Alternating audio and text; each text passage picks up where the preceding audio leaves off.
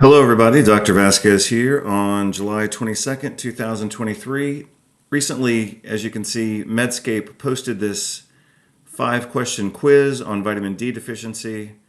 So I thought I would run through it right now for the sake of either education or some level of entertainment. I consider MEDSCAPE to be a gross disservice to public health and to the medical profession, because usually their articles are simply infomercials and kind of like propaganda pieces. So typically when they say anything about vitamin D, it's absurdly stupid, completely outdated. And if I were to describe it as clinically worthless, that would mean it's neutral, but it's not neutral. It's actually harmful. So I can't even describe it as a zero.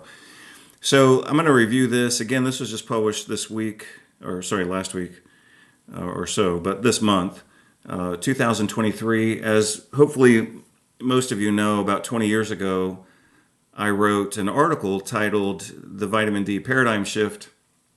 I'll show you that if I need to in just a moment, but I don't have it pulled up right now, but I can reference it if needed. So again, that was about 20 years ago. And at that point, the paradigm was shifting, and we were gaining a new understanding of vitamin D. So let's see where they are, whoever this person is, MD, PhD. Let's see where Medscape is and where this MD, PhD person is on vitamin D, relative perhaps even to what I said as long as 20 years ago. So my article was published back in 2004. The following year, actually later that year, so also in 2004, I published a short letter in Journal of the American Medical Association. And then the following year, I had a publication on the Lancet website. This was back when the Lancet was actually worth reading. And same with the British Medical Journal. So I was actually invited by the editor of the British Medical Journal to publish a short letter, which was published online and also in print. So that publication, the short one that I'm referring to in the British Medical Journal, was actually of some importance because, of course, it was in the BMJ, it was referenced on PubMed, but it also contained the basics of what people need to know. It contained the dosing, and it contained what I had written at the time, which was approximately 6 or so clinical research guidelines. And that particular letter publication, again, invited by the editor of the British Medical Journal, was in reference to an article they had published that didn't meet most of the criteria for what I considered to be good vitamin D research. So all of that was a bit prophetic relative to where we are now. So let's see where this article takes us and to see if it's of any relevance whatsoever. So which is typically enough sun exposure is the missing subject. What is typically enough sun exposure to prevent vitamin D deficiency? Well, times 1 day? What does that mean? Times 2 days? So the question is stupid. First of all, it's a poorly written question. So obviously this person, whoever this person is, I have no idea. Let's see what his or her disclosures are. Professor of Endocrinology, Director of Training Program, Division of Endocrinology, Department of Internal Medicine, Eastern Virginia Medical School, Norfolk, Virginia. So this person, I can't tell, and I suppose these days it maybe doesn't even matter if this is a male or female or what. But a professor of endocrinology at an MD, PhD level, director of training, and whoever this person is can't even write a competent question. What is typically enough to prevent vitamin D deficiency? He or she is trying to reference sunlight exposure, but that would have to be qualified.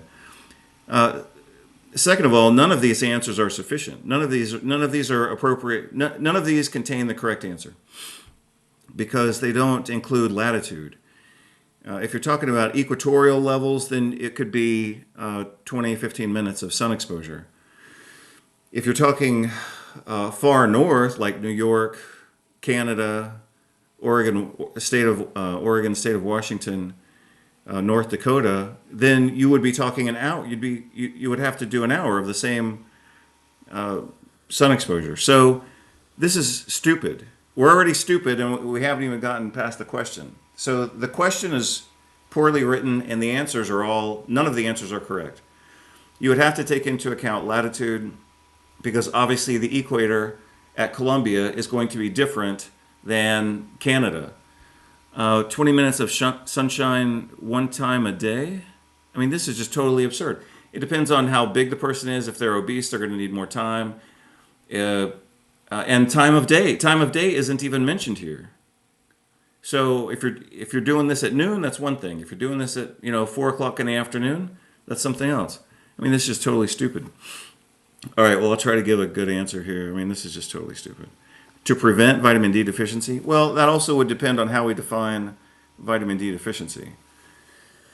So, oh my God, this is just horrible. But this is the level of stupidity that permeates medical schools these days. I mean, this person, double doctorate, MD, PhD, endocrinologist, director of a training program, and can't even write a competent question with competent answers. So I'm just going to max out on this. None of these answers are correct. But I would go for the most available. And what is that? 40 minutes of sunshine? I think someone could argue that 40 minutes is arguably overkill, because you kind of start to max out at around 20 minutes or so. So I don't know if that's what they're aiming for in that distinction, but I have to assume it is. 40 minutes of sunshine per day. But again, that would only be one side of the body. So you could do 20 minutes on one side of your body, 20 minutes on the other side of your body, twice a day. See, I can't even pick a good answer here. 40% of sun exposed. I'm sure that they're going to pick one of these really low answers. They're probably going to go for 20 minutes or 40 minutes at this. But again, none of these answers are correct. None of them contain an expert level of detail. And I'm not even trying to be super expert here. I'm just saying we're not even in the ballpark. This isn't even written at a bachelor level, let alone a double doctorate level, let alone a triple doctorate level. So what is typically enough to prevent? I mean, this is stupid. I'll do this one, but I mean, none of these answers are correct, so whatever.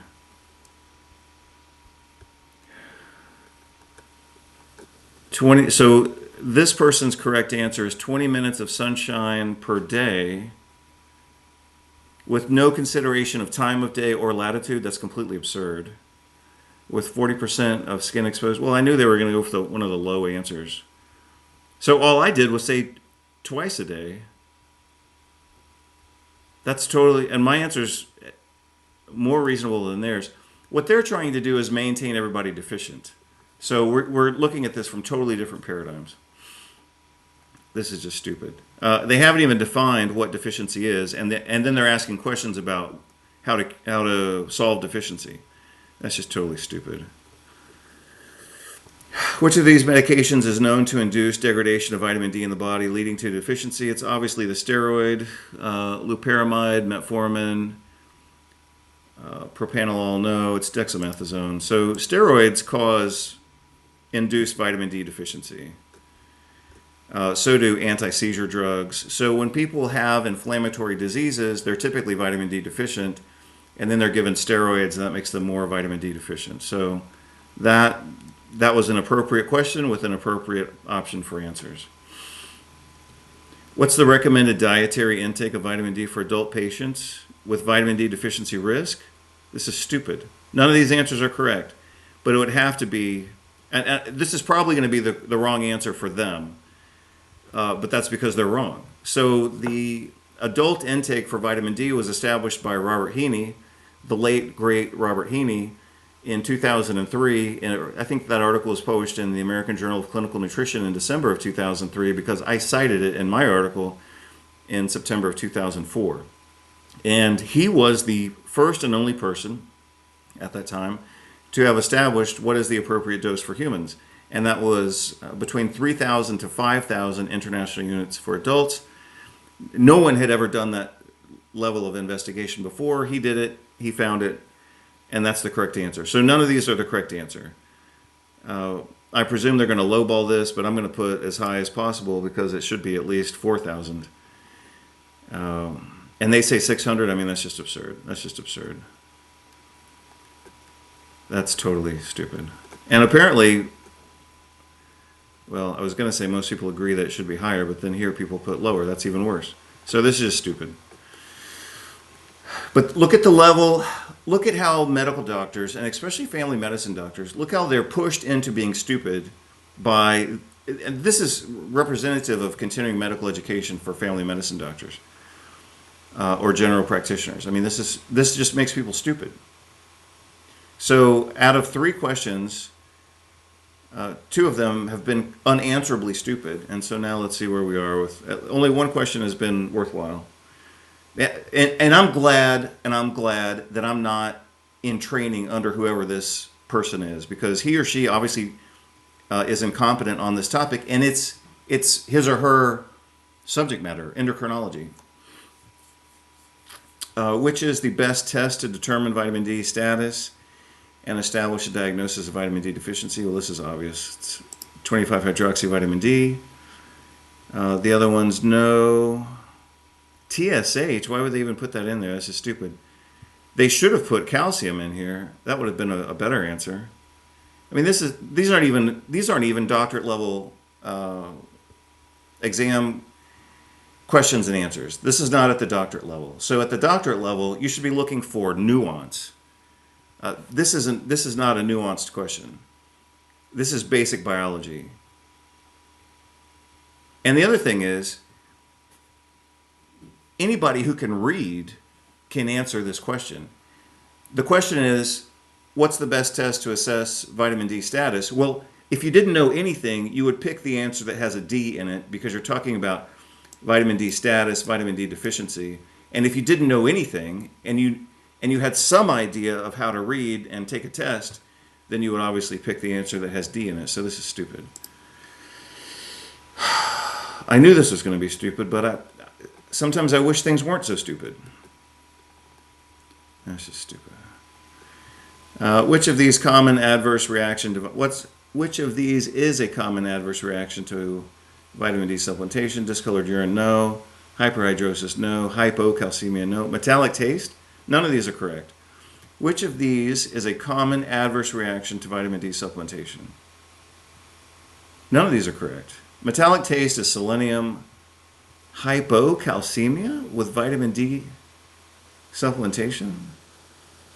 It would be hypercalcemia, if anything. Hyperhidrosis? That's the answer they're looking for. It just means excess sweating. Or discolored urine? Discolored urine has nothing to do with any of these. Discolored urine is seen in so-called maple syrup urine disease, which obviously has another name, but that's the common name that I'm remembering right now. And porphyria cutanea tardo is the other condition that causes discolored urine, along with consuming methylene blue or something like that. But yeah, it's hyperhidrosis is what they're looking for, but that's just a stupid answer. The most common adverse effect, whoa, they said I was wrong. Metallic taste? I think I've seen hyperhidrosis mentioned. Metallic taste, never seen that mentioned. But this is obviously written by somebody who doesn't really know the topic, so I presume that some of these are going to be incorrect. Hypercalcemia, vitamin D. Muscle or bone pain is caused by vitamin D deficiency. I mean, someone would have to really be toxic with vitamin D to get muscle or bone pain out of that. Not these things, yes. Yeah, well, they missed hyperhidrosis. So hyperhidrosis should be in the answers. In fact, let's look it up and see if that's correct. See if my answer is correct. So I'm going to look up I'm just going to look at hyperhidrosis and vitamin D and see what we come up with. Because that is one of the consequences of vitamin D. I think I saw that one time. I'm not saying I agree with it. Yeah, vitamin D and excess sweating, hyperhidrosis, vitamin D toxicity.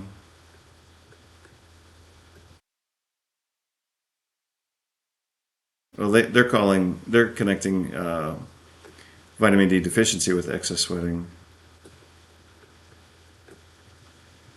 So let me see what this one looks interesting. Vitamin D and hyper, so that's a clinical trial.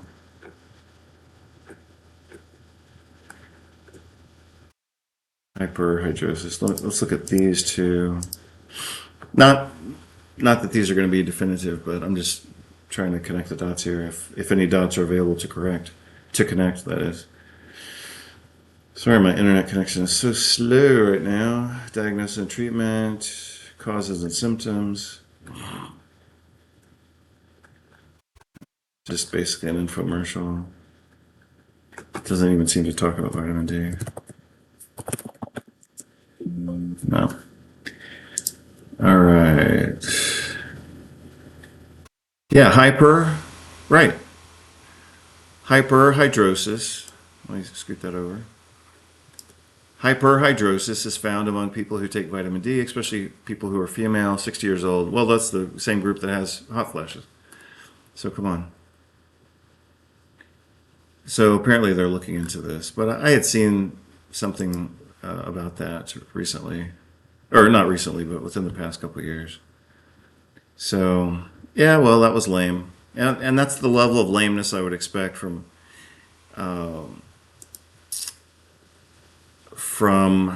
Medscape. I mean, that was worthless clinically. I'm going to look up my own article real quick, just in my own notes. Give me a second to find it. I'll have to blur out the I'll have to blur out the screen just for a moment, so you're not looking at all the files I've looked at recently. But let's see if we can see my vitamin D article from 2004.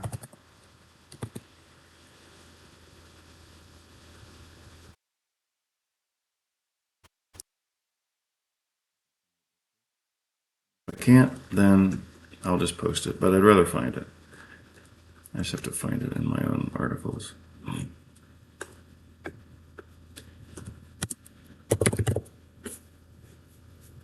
No. It's a different article. Give me just a second. So I'm going to need more than a second. There we almost go. Huh. Wonder why I can't find that article. Let me look somewhere else. They should all be together. Yeah.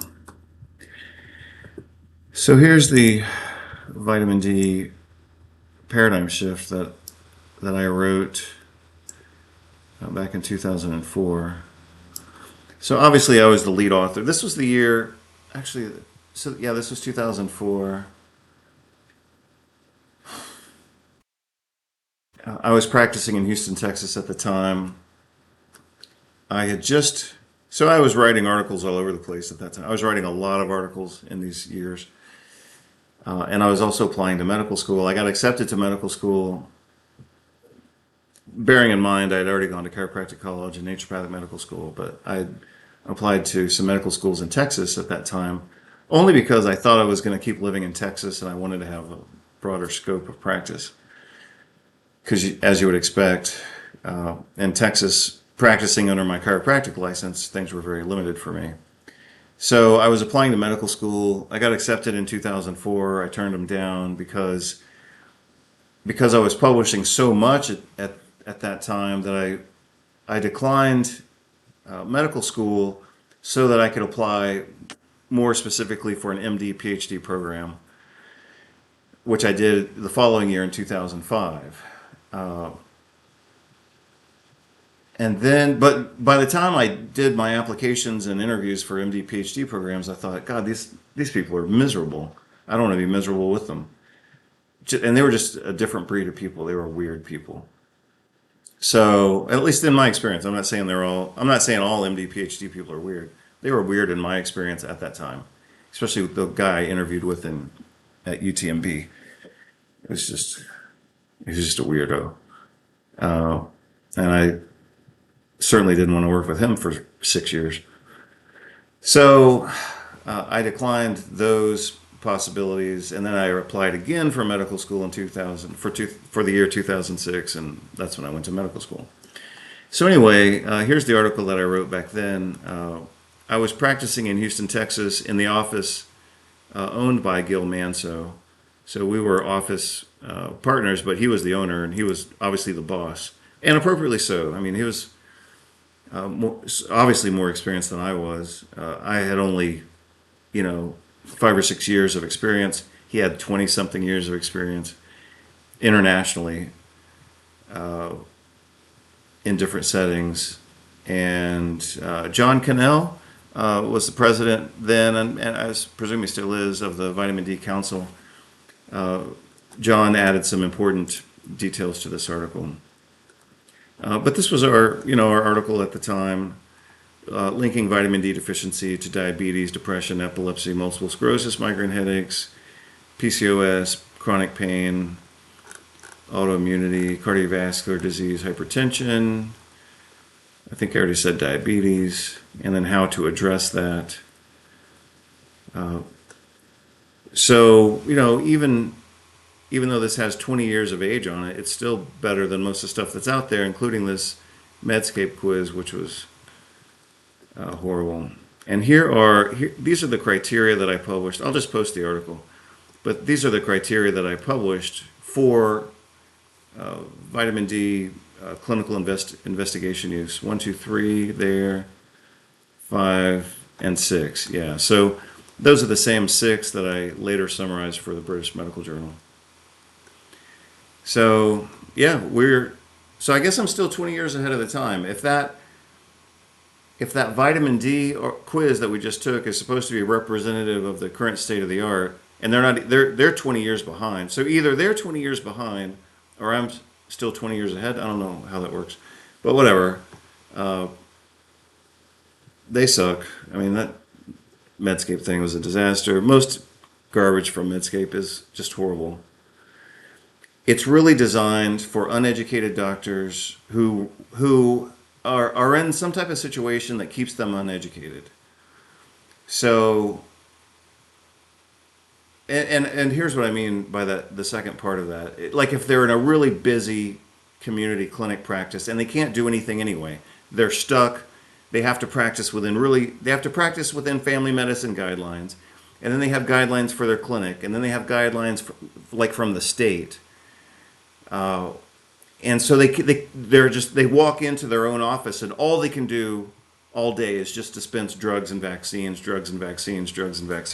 So they don't even know, anything about diet, nutrition, exercise, vitamin D, psychology, community, architecture, impact on health, or anything like that. I mean, they're just literal machines.